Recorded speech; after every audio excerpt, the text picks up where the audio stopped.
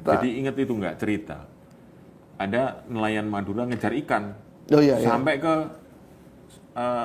saking semangatnya ngejar ikan itu nyampe sampai ke Cina, ke Australia.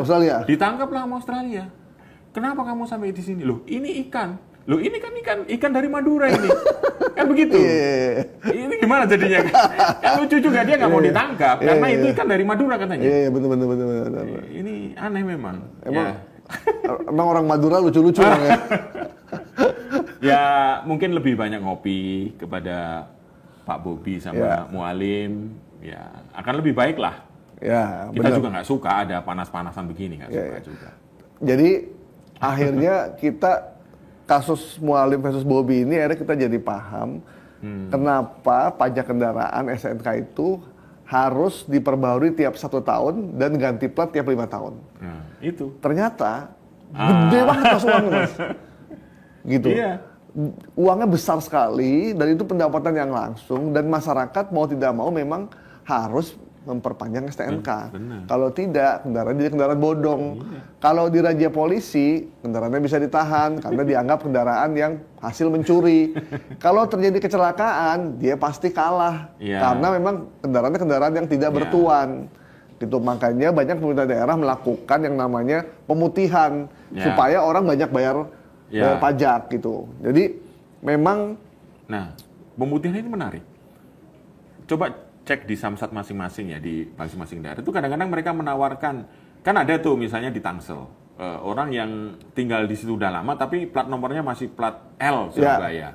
Itu selalu ditawarin ada biaya 0% untuk balik nama di wilayah itu. Nah, itu cara yang bisa dilakukan oleh Pak Bobi.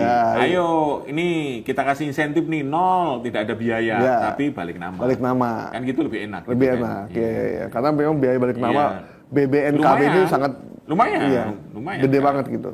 Dan mas total kendaraan di Indonesia itu di 2024 itu mencapai 27 juta.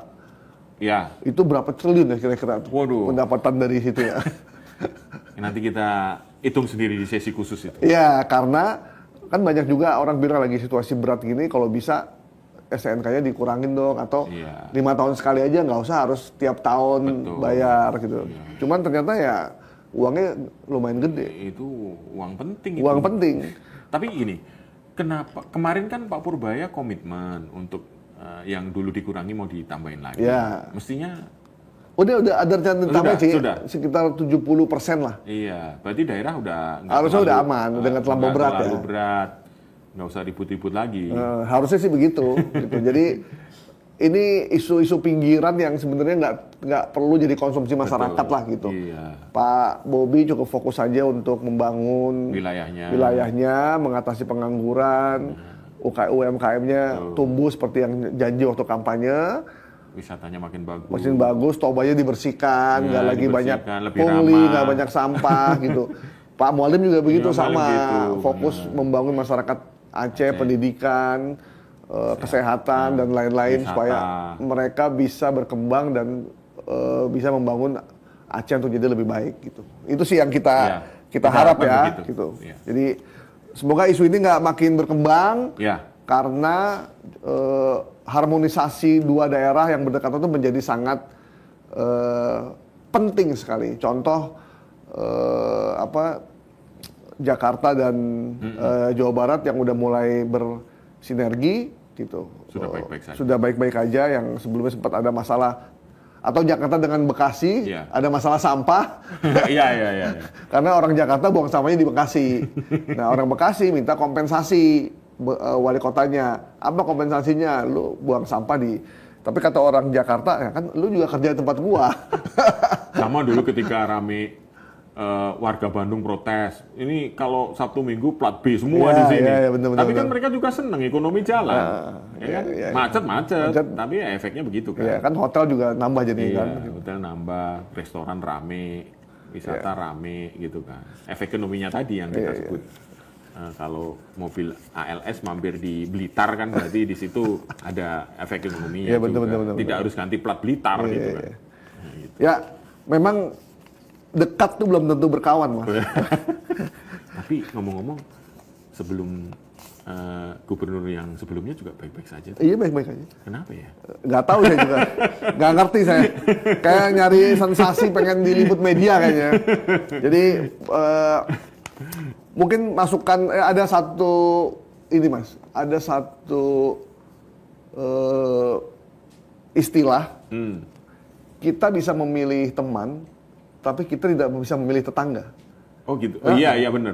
Kita bisa memilih teman, tapi kita tidak bisa memilih tetangga karena kayak kita punya rumah gitu, beli rumah terus tetangganya tiba-tiba ada orang lain kan. Sama ini juga. Bobby tidak bisa memilih bahwa sampingnya adalah Aceh. Ya memang mulai dari sananya. Iya, dari situ begitu, dari dulu. Iya gitu. Ya jangan sampai ada keinginan untuk pindah. Jadi bertarunglah, bersainglah, berkompetisilah dengan meningkatkan kesejahteraan di wilayah masing-masing. Iya. Harus jadi kayak polisi. Polisi itu walaupun dia polisi Polda Aceh, tapi kalau dia lagi melintas di Sumatera, begitu ada kejahatan, dia tetap harus menangani. Nggak mungkin dia bilang, oh ini bukan wilayah saya, ini wilayah Sumut.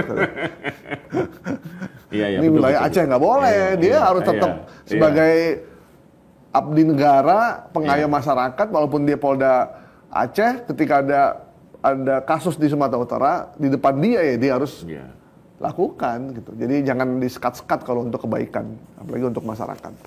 Betul. Gitu. Jadi Pak Mualim sama Pak Bobby ditunggu ngopi bersamanya. Iya, kita tunggu nanti biar kita viralkan videonya kalau mereka biar suasana adem lah. Gitu. Kalau perlu ngopi di atas truk BK. Mantap juga itu. Oke. Teman-teman The Comment, demikian The Comment kita kali ini terkait dengan Bobby Nasution yang melakukan razia truk berplat nomor Aceh sehingga menimbulkan cukup kegaduhan. Harapannya semoga masalahnya cepat selesai. Saya Gai Porto Sigit. Saya Pung Purwanto. Sampai jumpa di The Comment besok. Bye. Sampai jumpa.